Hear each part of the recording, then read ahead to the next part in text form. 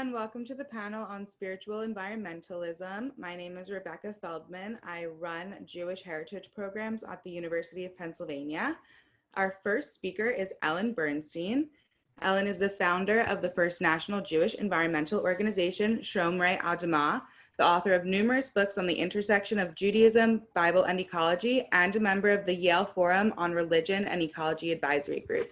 Ellen, take it away. Thanks so much, Rebecca, and thanks to Jonah and everyone at Social Vision for putting this conference on and for inviting me. We don't know so much about the Rebbe's interest in the environment and the natural world other than his championing of solar power panels, which in itself is truly commendable. Sadly, he passed before the environmental situation really heated up. Where he's still with us, we might see him engage more fully, intellectually, spiritually, and practically in environmental concerns. Today, I want to take the Rebbe's interest in ecology as a jumping off point for further discussion on Judaism and ecology. But first, I want to acknowledge two ways in which I was truly moved by the little I know of the Rebbe. First, his sense of obligation to the whole world, not just to the Jews. I think many Jews do not see environmental concerns as a Jewish issue. Why should we put our energy, our talent, and our money here, we wonder. What does it have to do with us when we have so many internal Jewish issues to attend to? And second, I was impressed with the Rebbe's healthy sense of what I would call entrepreneurship, of taking risks, of going where others have been too timid to go, particularly in the public arena. I don't find much support for such risk-taking in the established Jewish world, yet such boldness feels entirely Abrahamic to me, to leave the fold and to take the road not taken. It is this kind of courage and entrepreneurship that I believe is being asked of us today in order to preserve the health of our earth. And I fear we're not listening. Before I speak further, let me say a little bit about myself and my work. I was in one of the first environmental studies programs in the country at UC Berkeley, and I founded the first national Jewish environmental organization, Shomrei Adamah, Keepers of the Earth, in 1988.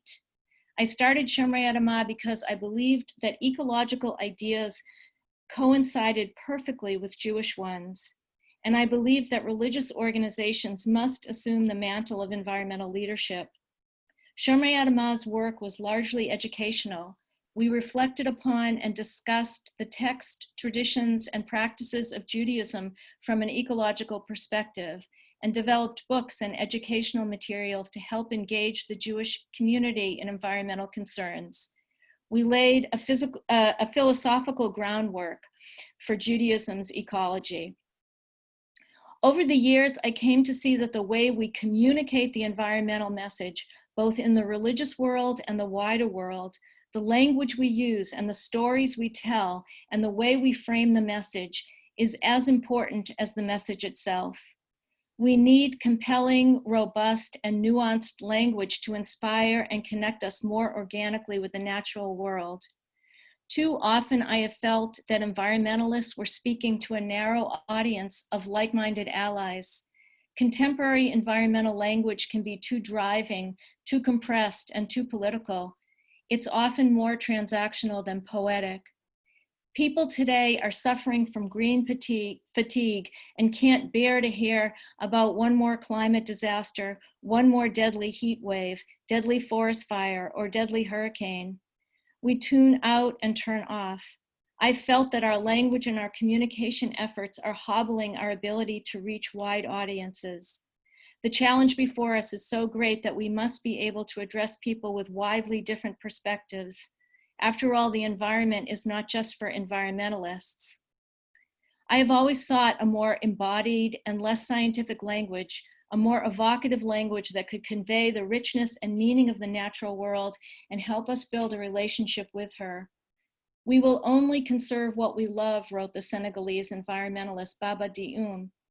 I have been moved by the beauty of the world and all its riotous biodiversity, and I was moved by the Bible's ability to capture the depth of this beauty in its evocative, multi-layered language that has endured for millennia, speaking afresh to each generation.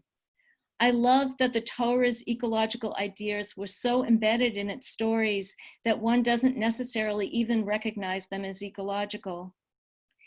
In the last decades, I've been taking the Hebrew Bible's ecological language more seriously. Language, after all, is the beginning of culture and the beginning of identity. I've been interested in developing the Bible's language as the basis for a kind of cultural ecology. Biblical language has, of course, been a source of inspiration to writers and thinkers throughout history. I believe it can help us today, and I wanted to tap into that literary vein. So let me offer a few examples from Genesis 1, which is easily the most accessible text in the whole canon. We can begin with the second line of the Bible's creation story, which states it's in the beginning, Ruach Elohim, the wind of God, hovered over the surface of the waters. Ruach is this beautiful multi-layered word in Torah.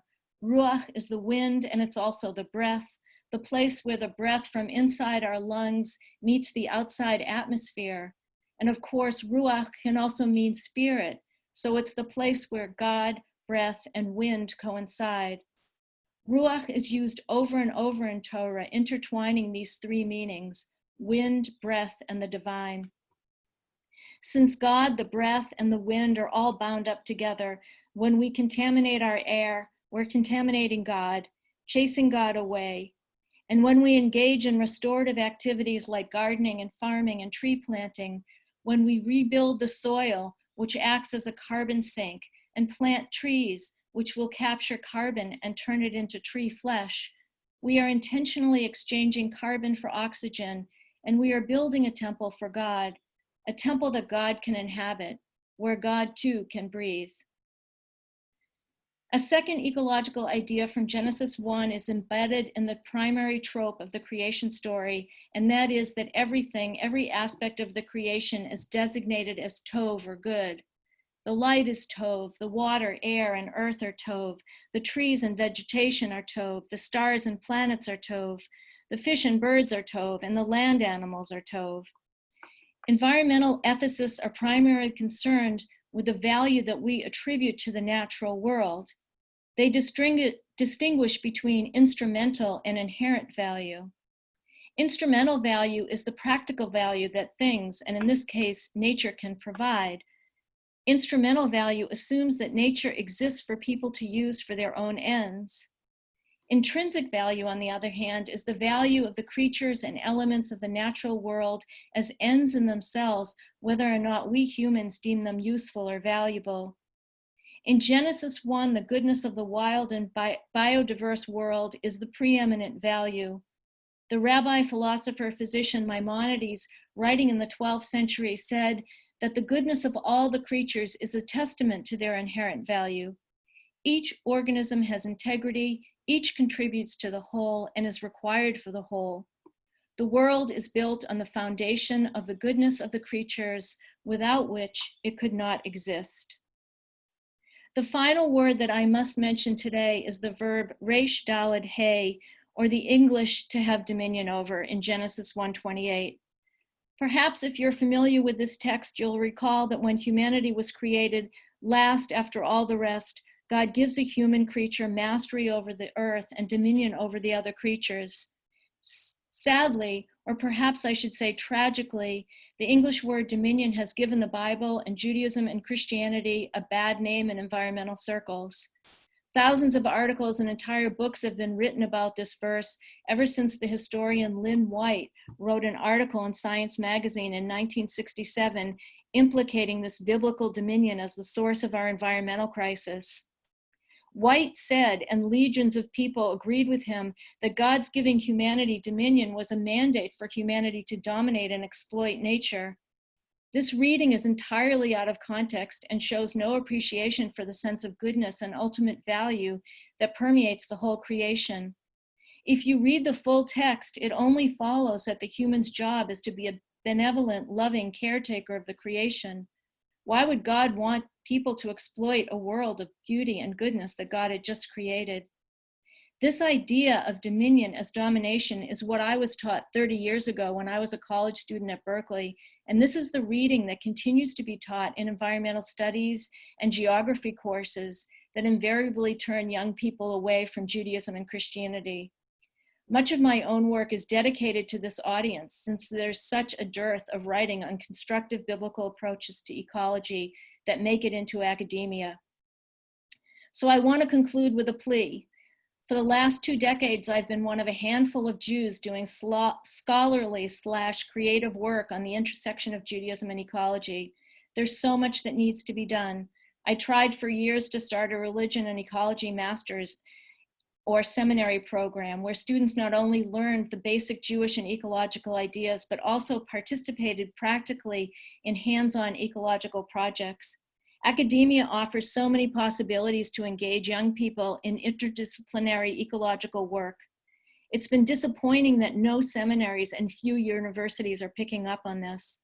Environment touches all of us every day. In every realm of life, in every academic field, we can make deep ecological connections. It's always been my contention that there is nothing more important and more Jewish for us as Jews to be doing than to attend to the needs of our earth, our life support system. There will be no Judaism if our earthly home becomes uninhabitable, and I fear that this is the direction we are headed unless we, all in our own ways, begin to act for the sake of the whole earth and our future. Thank you. Thank you so much, Ellen. Our next speaker is Ariel Evan Mayse. Ariel is an assistant professor of religious studies at Stanford University and the rabbi in residence at Atik Jewish Maker Institute. Thank you so much. Ellen, always so great to learn with you and to learn from you. You're one of my teachers and you're such an inspiration in this field. Thank you very much. And thank you also to the conference organizers. It's a real treat to be here together and to be thinking about these very important issues. I'm speaking today from California, which is quite literally ablaze. And I woke this morning to see that the sun just is not going to come out today. Our skies are so hazy, the sun will not be visible. And I'm afraid that today will not be the only day. So in regard to the topic of this particular session, spiritual environmentalism, Wexler, and Rubin's social vision does an excellent job in articulating Rabbi Schneerson's position on sustainable energy. They highlight a particular discourse from the Rebbe in which he highlights the political concerns of energy security in a theological key.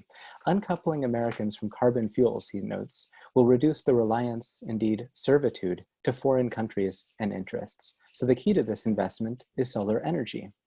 But in reading the book, I felt that there was an interpretive opportunity to construct something more, to examine Rabbi Schneerson's teachings for the roots of some kind of deeper ecological vision or environmental ethic. The Rebbe did not, to my knowledge, tie this all together and seems to have rarely addressed these issues head on, which of course we can understand given his context. But the basic argument of Wexler, and Rubin's book is that Hasidism can and perhaps should be a resource for new modes of thinking. So what then are the seeds of an environmental vision that might emerge from the teachings of the Rebbe? I suggest 5 points. The first is Schneerson's panentheistic vision of the world. Everything is a manifestation of divinity. This is a bedrock message of Hasidism. The whole world is filled with God's glory. There is no place devoid of him. And this leads to an appreciation of the created world as shimmering with divinity, seeing the cosmos as constantly renewed through God's hand, but even more, approaching each and every phenomenon in the physical world as a unique, as a specific expression of the infinite divine. This is a world in which nothing has been created in vain and in which each and everything has a purpose. Now, the equation of God and nature, both Elohim and Teva, have the same numerical value, is common in medieval Jewish mysticism, and it appears in Rabbi Schneerson's writings as well. His emphasis that the world is saturated in divinity, even though it seems like something is removed from God, has something else, however. He notes, the intention of the boundary of this world and nature is that one should break through that wall and to draw that which is above nature into nature. As Professor Elliot Wolfson has noted, the division of natural and supernatural is not erased in this way of thinking, but is rather held in a kind of dialectical tension or mutuality. And it is precisely through human action that we stitch these two realms together, fulfilling the mandate of creation. So in looking at nature, one does not simply melt into a kind of mystical rapture, but appreciate that the divinity of the physical world must be seen with a sense of wonder and understanding, with noting that with like the tip of the iceberg, it conceals more than it reveals. But at the same time, rather than reducing wonder to affect alone, Rabbi Schneerson underscores that we are called to action.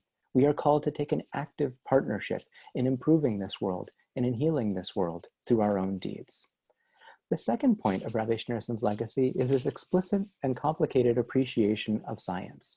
Unlike many other traditional communities that pride themselves on rejecting modern technology, Rabbi Schneerson argues and encourages his followers to use technology, including television, the internet, and everything from cable hookups, for sacred purposes, suggesting that these two, and in fact the inventions that they represent, are part of the awakening of human knowledge and scientific discovery that leads to the unity that will be manifest in the Messianic time. As the authors of this book note with their eloquence, Schneerson's earliest correspondence reveal that he was enamored with science, physics, and engineering. His personal notebooks discuss the relationship between Pascal's law and the devotion of the inner life. But the picture is complicated. Rabbi Schneerson advocated science to the extent that it could be used to explain the natural world, but did not embrace the scientific paradigm as a means to ultimate truth. He famously sought to refute scientific accounts of creation on theoretical grounds, noting that the first principles of scientific inquiry claim more certitude than they deliver.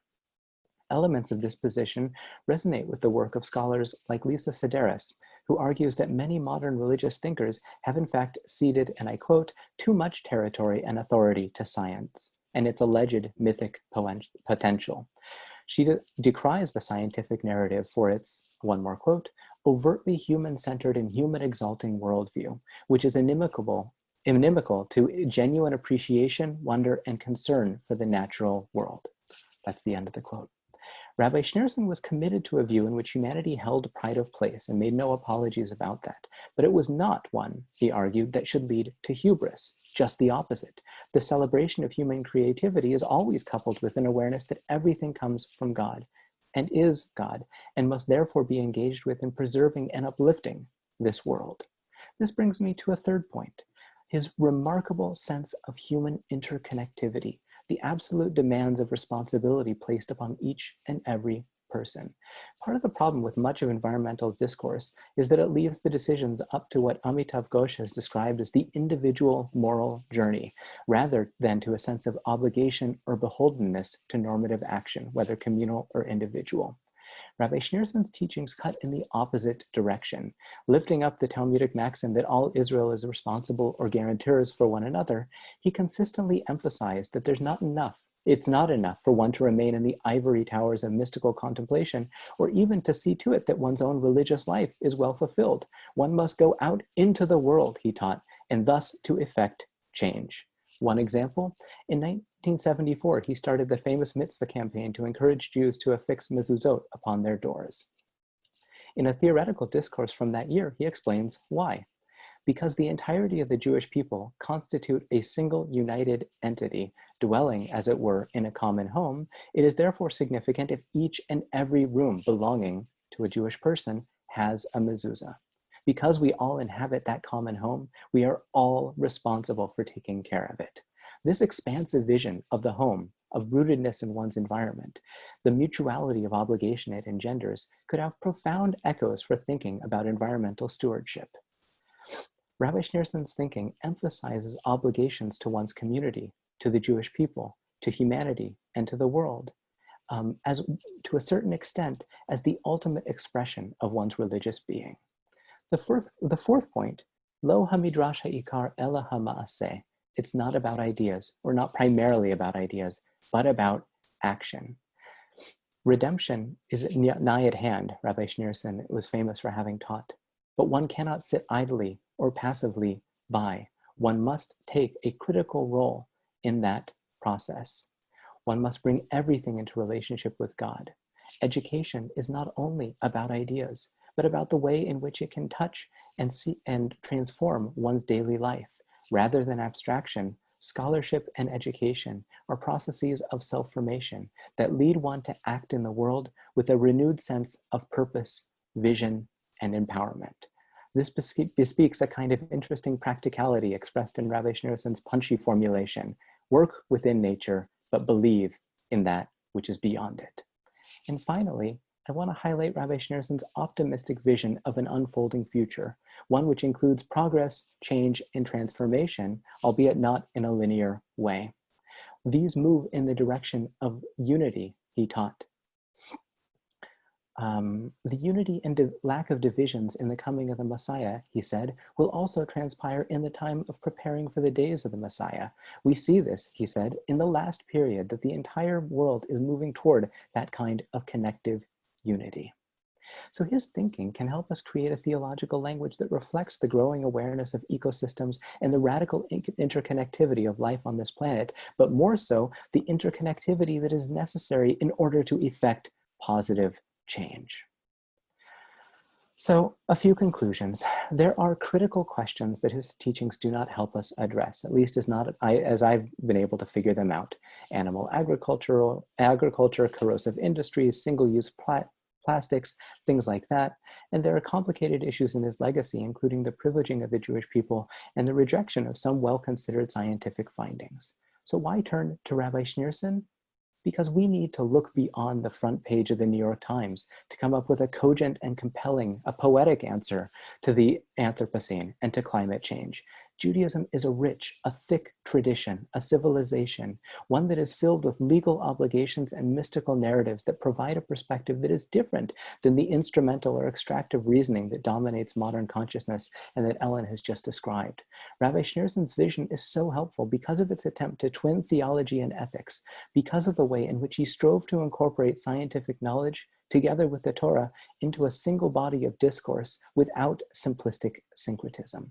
His teachings are a powerful articulation of an ancient tradition as a source of wisdom, one that can include geopolitical concerns, but which is not limited to it. His mystical vision of the physical world as suffused with divinity, his emphasis on human agency, his emphasis on communal and global interconnectedness, his underscoring of mutual responsibility, and the mutually affirmative dialogue between science and religion are resources that have much to offer us in the contemporary moment. We have much to do in building a new Jewish language of environmentalism, and the vast richness of the mystical legacy must be part of it. Thank you very much. Thank you so much, Ariel. Our final speaker is David Loy. David is former Bessel Family Chair Professor of Ethics, Religion, and Society at Xavier University, and a current spiritual teacher and writer. You're muted, David. You can just unmute yourself. Thank you. So, first of all, thank you both Rebecca and Jonah for this invitation and this opportunity. I'm really delighted to be able to respond to Professor Wexler's book. I have to begin by emphasizing that I'm personally not Jewish and I'm not a scholar of Judaism. So what I have to say is going to be refracted through a different lens, given my work on comparative religion and especially Buddhist philosophy. Just about everything I know, maybe everything I know about Rebbe Schneerson is through the book, and which makes me all the more appreciative of it because it seemed to give a really nice overview of the situation. And so anyway, Ariel started by referring to the situation out in California, and I have to say here, I'm joining you from just outside Boulder, Colorado, and we have exactly the same situation where last week we had so much smoke from our fires that I literally couldn't go outside for a walk. It was just too dangerous. And then yesterday, it plunged from the mid-90s to freezing, and now we have snow on the ground, reminding us that we're living in a very strange time indeed, and the kind of ecological crisis that we've been talking about is in fact happening, that these kind of disruption of the patterns that we have somehow tended to take for granted, indeed, over the last sort of 10,000 years are now being seriously disrupted. Anyway, turning to the book and to Rabbi Schneerson's contribution here, the basic issue that he seemed to be concerned about, as far as I can tell from the book, and I think it's indeed one that we all need to be concerned about, is overcoming the duality that we too easily fall into between the sacred and the profane, right? Or between the spiritual and the sacred. And my sense of it was that he was focusing on the importance and how it is that we might re-sacralize or re-sanctify the everyday world as part of our concern to rectify our relationship with the source of the sacred, which for Judaism, of course, is God. As I said, I'm very pleased to hear about this, which in some ways I think is maybe the most critical issue today. The book has a lot to say about how this works out in terms of how we relate to each other, you know, as human beings. But this panel and this final part of the book, which was quite small, is concerned about how do we relate to the earth? What's our relationship with the earth? I'm reminded here of a line from a poem by one of our great figures here in the US, Wendell Berry. He said, "There are no unsacred places. There are only sacred places and desecrated places." Quite a striking way to put it, which immediately raises the question, of course, how is it that we desecrate places? Ellen already spoke about this utilitarian mentality whereby we tend to treat the earth as simply a means to our ends. I have here a quotation from Kathleen Dean Moore. I think she puts it very well as well. Quote, "We've brought the world to the brink of ruin by acting under the delusion that humans are separate from the earth, better somehow in control of it." I appreciate Ellen's presentation, by the way, in terms of how so much of this has sometimes been grounded by a misunderstanding of what's going on in the first chapter of Genesis. Anyway, Kathleen continues, "We believe that humans are the only creatures of spirit in a universe otherwise made up of stones and insensate matter, that the non-human world was created for us alone and derives all its values from its usefulness to humanity, that we are masters of the universe. The ways of life that are most destructive to the world often turn out to be the ones that are also most destructive to the human spirit." So indeed, focusing on the centrality of re-sacralizing the natural world seems to be essential and gives us insight into the fundamental problem, the core of the problem. I mean, it seems to me so often we focus, how to say it, there's a real danger in focusing on climate change or climate emergency in a way that we think if we can just shift from fossil fuels to more renewable sources of energy, if we can just do that quickly enough, then somehow we can go on with the kind of economy and civilization that has enabled us to develop in the way that we have over the last few centuries. And I think that really misses the point, a point that certainly Rabbi Schneerson saw very well, that at the heart of this issue is this larger question of our relationship with the earth, or to put it in more sort of Buddhist terms, our sense of separation, our duality. And Buddhism tends to emphasize, in contrast to that delusion of a separate self, both on the individual level and the collective level, it emphasizes what we often talk about as non-duality, as realizing our non-separation. But I also want to sort of throw in something else here that I think is also getting really at the heart of the issue. Some years ago, I was reading a book by an academic named Loyal Rue, and he called Everybody's Story. And he made a point that really sort of woke me up in the sense that it described very well something that was making me uncomfortable about certain types of Buddhism. And indeed, I think certain types of, how to say it, the issue that he talks about doesn't simply apply to Buddhism, but I think it also applies to the Abrahamic religions as well. He specifically refers to what he calls the axial age traditions, but his point is basically that, and get this, he's saying the influence of the axial age traditions, again, including Buddhism and Judaism, will continue to decline, he believes, because our traditions do not have the resources necessary to really respond to the kind of ecological and social challenges that we face today. I'm restating his very academic language here. And he says, in particular, to the extent that these traditions have stressed cosmological dualism and individual salvation, we may say they have encouraged an attitude of indifference toward the integrity of natural and social systems. Interesting. So cosmological dualism and individual salvation.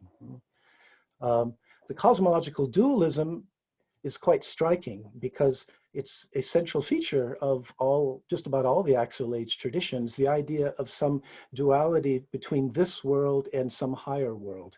We see this very much in the case of Buddhism. Well, we see the tension because in early Buddhism, there's definitely this duality between this world of samsara, the world of suffering, craving, delusion, and this nibbana or nirvana, this higher reality that one can awaken to. But it seems to me, of course, that this also applies very much to the Abrahamic traditions insofar as one can have a conception of a reality, a salvation that involves transcending or escaping this world. What's interesting in Buddhism, it's very clear, and from what I'm picking up now, hearing about Hasidism, I'm also sensing that there's some of the same tension there. In early Buddhism, there's definitely this cosmological dualism, but in later Buddhism, such as I've studied Mahayana and especially Zen, which I've also practiced, it's not about the goal of the spiritual path is not about transcending this world, but rather coming to experience it in a different way, in a more non-dual way. The problem isn't getting out of this world, but rather realizing that our sense of separation from it, the sense that there's a me inside that's separate from the rest of the world outside, that is the fundamental issue that needs to be addressed. And so I'm struck listening to Ariel's talk, the emphasis on understanding the world. Maybe this wasn't exactly the way he put it, but understanding the world as it were, the body of God. It seems to me there's a real challenge here. If we understand the divine as ultimately separate from this world, how do we avoid this kind of cosmological dualism? But does it in fact help us to resolve the problem if we understand the world as the body of God, as the manifestation of God, in which case I think that gives us the fundamental resource, or rather the fundamental kind of approach that we need in order to really address the kind of ecological challenges we face today. Realizing our non-separation from the earth is indeed how we can re-sacralize or re-sanctify it. And frankly, it seems to me that if we don't find a way to do that, it's really hard to see how we are actually going to be able to really get at the root of the issue and actually kind of resolve the kinds of ecological challenges that we're facing today. Anyway, let me leave it at that for the moment. Thank you. Thank you so much, David. I would love to hear from the panelists about what you thought or your reactions to the other talks, if you would like to unmute yourself and say something.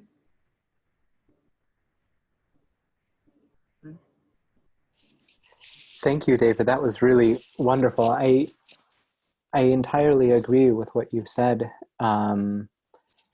that there is a common misperception of Judaism writ large, but let's certainly within the mystical tradition, as emphasizing a kind of dualism, whether that's cosmic or any other. And one of the through lines of this book, and one of the through lines really indeed of Rabbi Schneerson's teachings, is that everything is a garment for divinity, and that God is, that term itself, I mean, you might better describe God as the infinite source of being rather than some sort of personified or anthropomorphic vision of the divine. When you see everything as a garment for divinity, then one is called to hold on to the gift of that kind of illusory individuated identity to the extent that it enables us to move in the world, help others in the world, but never forgetting that our consciousness is in some ways unified with that divinity and unified with everyone else, and that those fundamental separations between humanity and nature, or one country or another, or whatever it might be, actually collapse at the deepest and most fundamental levels of being. And in his more radical moments, this is quite clear in Rabbi Schneerson's teachings, that all of those binaries just fall apart. And it really is, at least in my estimation, one of the keys for overcoming that kind of instrumentalist envisioning of the instrumentalist approach to whether it's economics or whether it is the you go first theory of climate change. It is one of the keys. It's wonderful. Thank you so much for emphasizing that. I don't want to interfere if Ellen wants to say something, but if I can just respond very briefly. I mean, I'm really encouraged. I'm really excited by this way of understanding because it fits so well. It's like in Zen, the most important text is the Heart Sutra, and it says very clearly, form is emptiness, emptiness is form.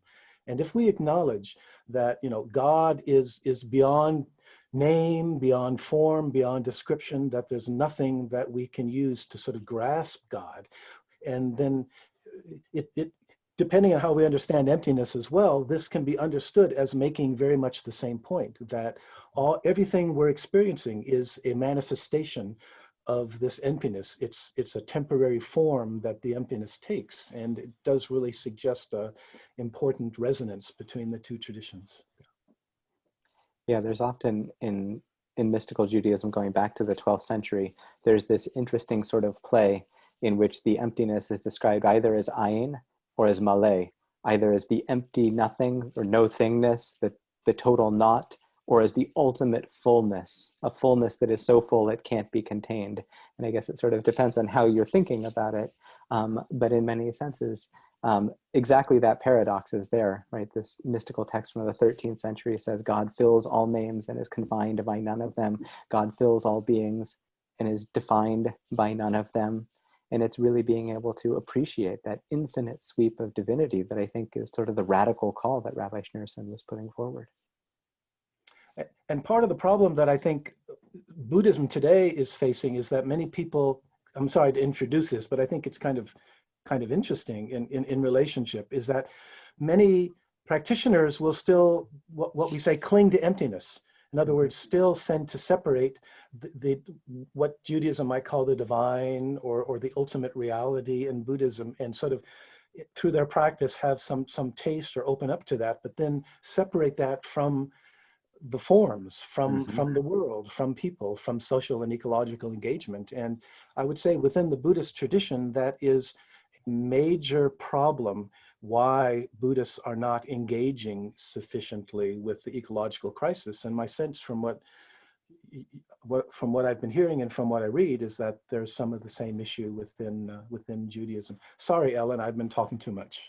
No, it's fine. I guess, you know, for me, I came to Judaism from an ecological place. That was where I began. So that is my starting point. And I'm totally grateful for Judaism's midrashic tradition, where you get to go in and read texts and see how it touches you. And I don't have the experience, David, that you're talking about. You know, I don't have a Jewish experience of that kind of separation.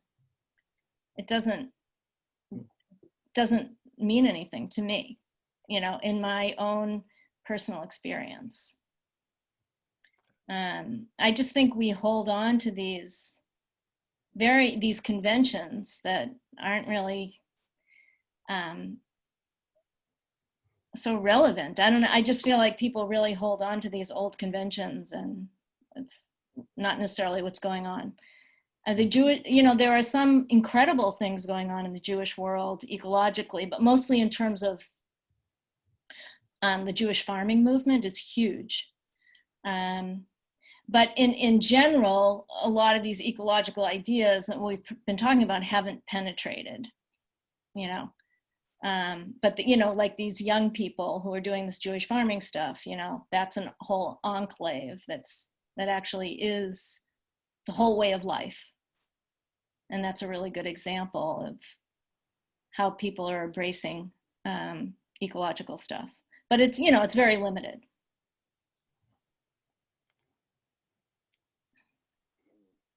If you have any of the people participating have questions, you can send them in the Q&A box, which is at the bottom toolbar of your Zoom screen.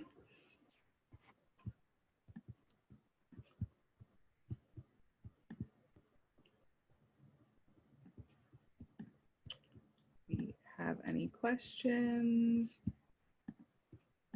Cool. And you can also put them in the chat as well. While we're waiting, I want to ask Ariel a question. So the yesh and ayin ideas, now are they similar to the Christian ideas of via negativa and via positiva? Is it a parallel kind of a thing? Is it? Do you know? Do you mean in terms of like theological language? Yeah, do they kind of line up together? In a certain sense, right? So the via negativa is a sense that you, on a devotional level, you peel away the self in order to find the infinite within. And in theological language, you get rid of as much as you can, because all of it can only point the direction and none of it can lead you to the infinite divinity. And the via positiva would be the sort of positive inverse of that. So in a certain sense, the answer is yes. Striving toward the ayin, toward the nothing, toward the infinite requires one to break through the walls of the self, to shatter the fetters of the ego, and to be able to move into the infinite seat of consciousness within the human being. And the via positiva, you might say, is this Kabbalistic impulse to build huge arrays of imagery for divinity, knowing that it's a house of cards built along the fault line of human language.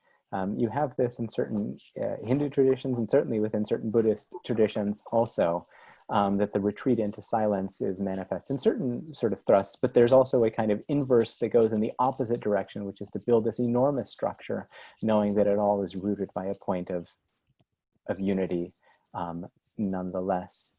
So I think one of the things that I find so characteristic about the Jewish approach is that in Hasidism in particular, it moves beyond the binary of the via negativa and the via positiva, and understands that to embrace this world is to see this world as a translation of that infinite divine language that reverberates within it. And to appreciate the specificity of this world is not to need to peel it away, but to see that God takes on these infinite shapes and these infinite forms. And so it's precisely through the physical world that you come to the infinite. And it's precisely through language that you come to that which is beyond it. And it tries to hold together those two ways of thinking without collapsing into either one. Great. We do have some questions. So this first question is from Zevi Slavin. What would you like to see in contemporary Jewish religious attitudes towards the environment?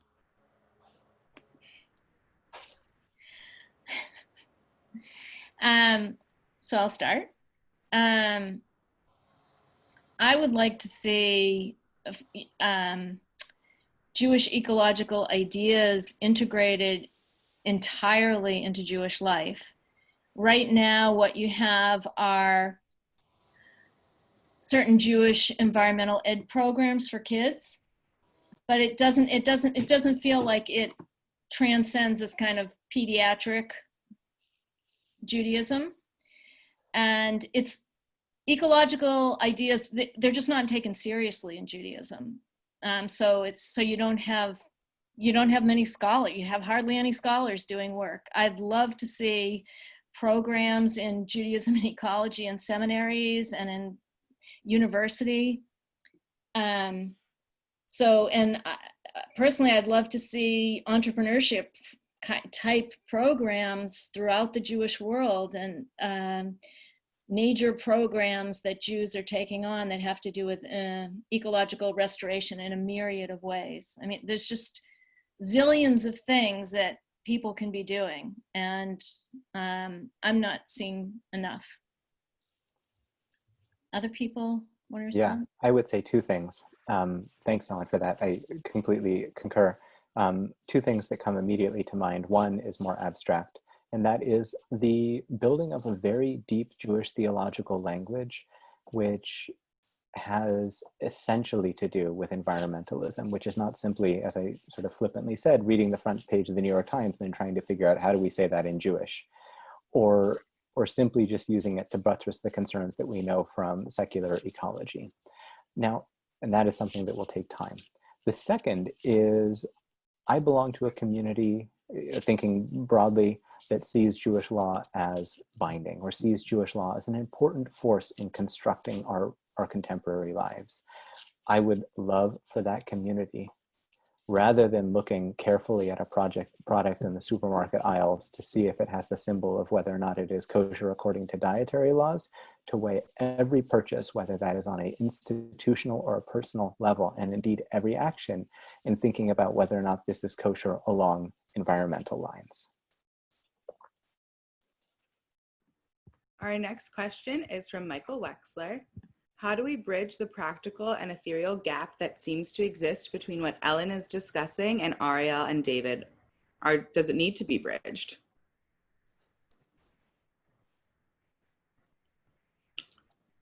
So bridging the gap between what Ellen is discussing versus what Ariel and David are discussing, and do we think a bridge is necessary? Well, I think a bridge is necessary. You know, I just want to say that if other people were doing the kind of work that I'm doing, I actually wouldn't be doing this. I would be more interested in doing more activist, more entrepreneurship around ecological stuff. And yeah, you know, for me, the intellectual part, the spiritual part, and the practical engagement part, it feels like just in the same way that we need to bring secular and sacred together, I feel like all of these other pieces, it's part of the problem that our lives are so fragmented. And until we do bring them all together, I feel like we're just going to have a piece of the puzzle that's not strong enough. So for me, like to just be doing activism without having the depth, the intellectual and spiritual depth, I feel like people are just going to burn out. And you know, again, obviously the spiritual depth and intellectual without the action, you know, where is that going to get us? So I definitely feel like total integration is needed.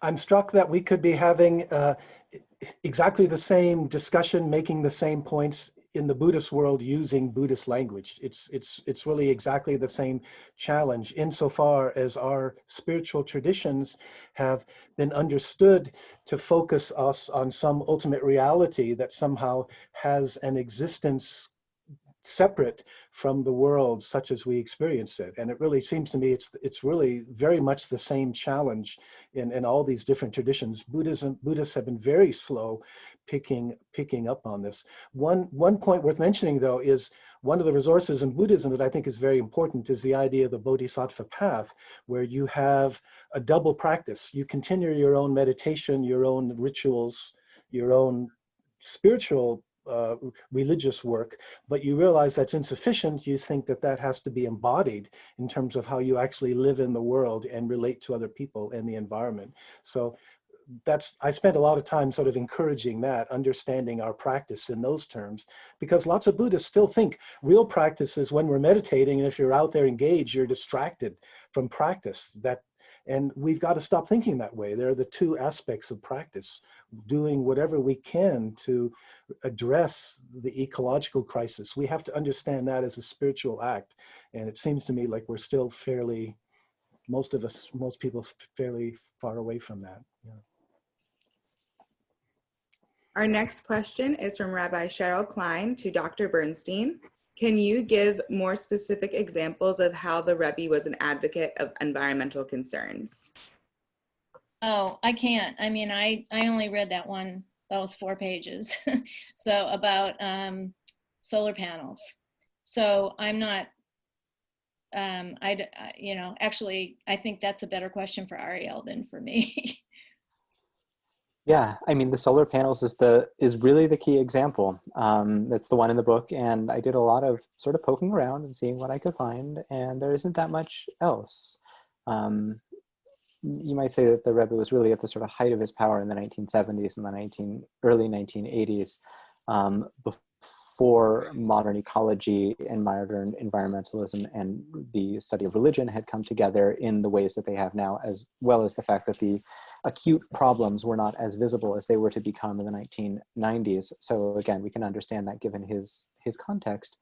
But that's why I think there's an interpretive move that needs to be made here, which is to look at the body of teachings that comes from Rabbi Schneerson, together with the body of teachings that stretches back 3,000 years back to the Hebrew Bible, and think about how can we, as people who do sit in poised to enter 2021, how can we use that as a kind of language which imbricates action together with philosophical, theological, and devotional reflection as a way of building something for the future.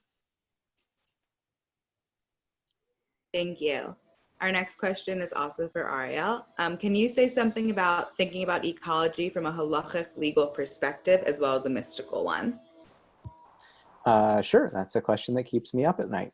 15 years ago, I was learning Masechet Bava Kama, which deals with the laws of torts. It's Jewish tort law, civil law.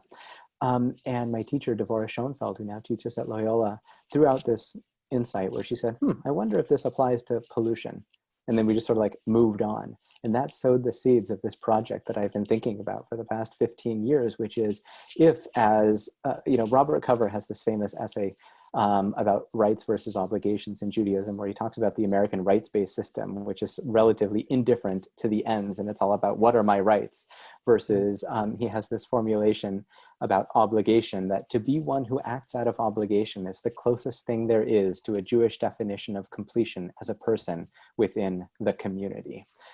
And for Judaism, that's the language of halacha. That's the language of the mitzvot. That's the language of the way in which there are prescriptive norms that we have entered into this kind of covenantal relationship with divinity, however we want to frame it. There's a lot of work to be done on this, and it's only beginning.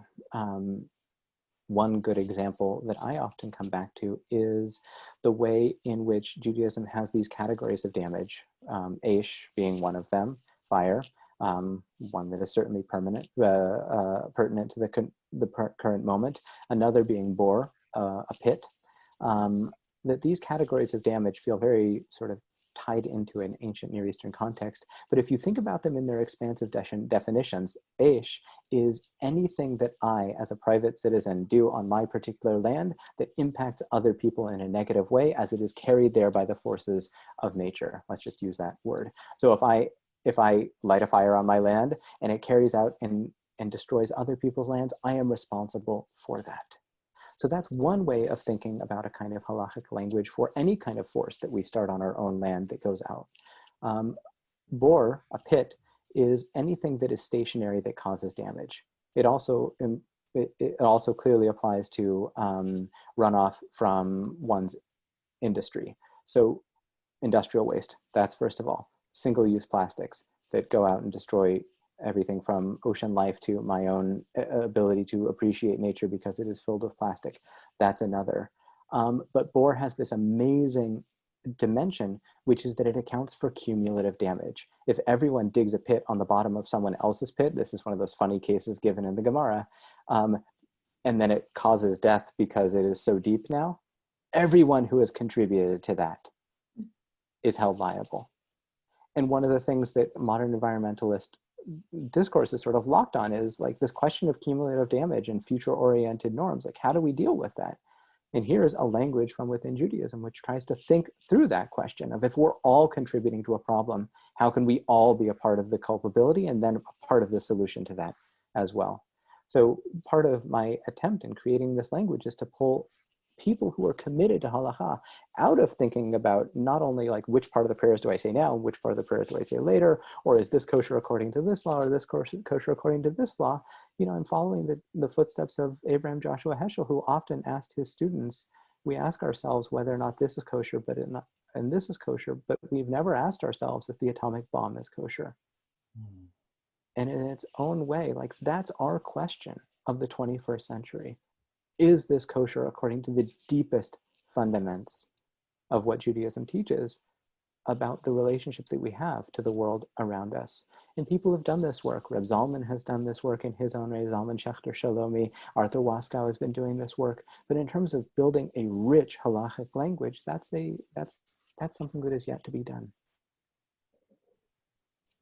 Thank you so much. Our next question is from Jonah, who will pop on screen to ask himself. It's a little bit of abuse of my power because I can pop on screen. But in the last few minutes, because we're going to end soon, I just wanted to ask, we were talking earlier more of the theological side of it. We were talking about nature as a manifestation of divinity. I'm wondering, in the current moment where aspects of nature are, perhaps because of human interactions with it, reacting in ways that are now harmful to humans, how do we conceptualize that in terms of this is still God and yet this fire could kill me, but it's still God? How do we work with that? For me, God isn't about taking care of me. And yeah, so I'll let somebody else speak, and if I have more to say, I will. But I don't assume that bad things aren't going to happen, and right. I mean, the whole natural world is sacred to me. But anyway, I'm going to stop there and see if anyone else wants to say anything. It's a great question. Oh, sorry, David, go ahead. Well,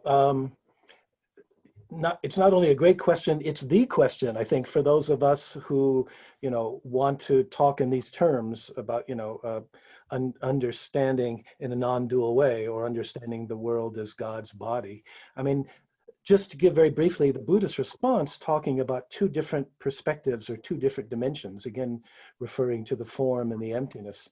On the one hand, from the essential point of view, we would say exactly what you said. Everything is a manifestation, and there's no better, no worse, no gain, no loss. But certainly in Mahayana Buddhism, there's a lot of emphasis is it's not simply that one dimension. The other side is realizing the more phenomenal, where distinctions need to be made, that they're also being made.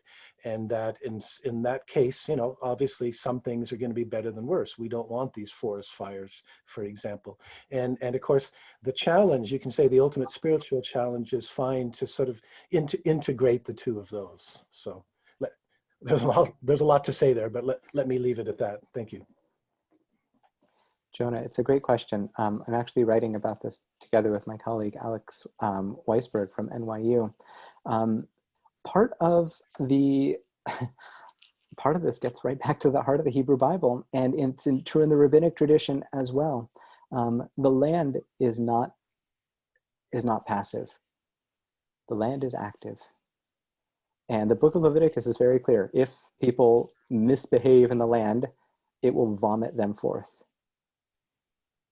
And the descriptions actually have, more in the book of Deuteronomy, have remarkable resonance, right? That the skies will turn copper. The smoke will occlude the sun. It is terrifying to me to think about that in the present moment, but to think about the way in which we, as moderns, thinking after the 18th century, have been trained to think of the land, nature, as these kind of passive forces that are really there for us to extract from them. One of the things that the Hebrew Bible and one of the things that the rabbinic tradition reminds us of is that is not the case. And that the divinity that is manifest in them comes in both graceful and grace-oriented forms, but it also comes with a hand of stern judgment. And it comes as the hand of a reminder that perhaps we need to be awoken. I just want to say one other thing. I know it's 1 o'clock, but I want to acknowledge how important it is that we're doing this. This is the first time that I have been to a scholarly event in the Jewish world talking about Judaism and ecology. I think it's really incredibly important, and I want to just thank the everyone who put this on and really encourage more of this to happen. So thank you. Thank you. Thank you for saying that. And thank you, all three of you, for coming and joining us. We're at the end of our time today. I see that there, okay, cool. I saw that, just saw you respond to that. That's a great question, and I would love to hear the answer to that as well. We are out of time for right now. Please join us again for our next session at 1:30, which is called Interconnectedness in a Mystical Society. And that'll be with Don Seaman, Peter Whitehouse, and Shal Magid. So that'll be in half an hour. Take a break, go to the bathroom, whatever you need to do. And then we'll have another session at 3, another session at 4:30. So please come join us for the rest of the day. After the last session, we'll have a little breakout room that we can go to and hang out and schmooze. So if you have more questions for the panelists, make sure to write them down and we can talk later if they're available. And thank you so much. This session we can stop streaming to Facebook for right now. And then everyone who's on the Zoom, this will be the same thing, so you can stay open or turn off your video, whatever you want to do, and we'll switch everyone out, panelists to attendee and attendee to panelists for the next session. So thank you so much for joining us, and let's keep the learning going. Thank you. Thanks, Jonah. Thank you, everyone.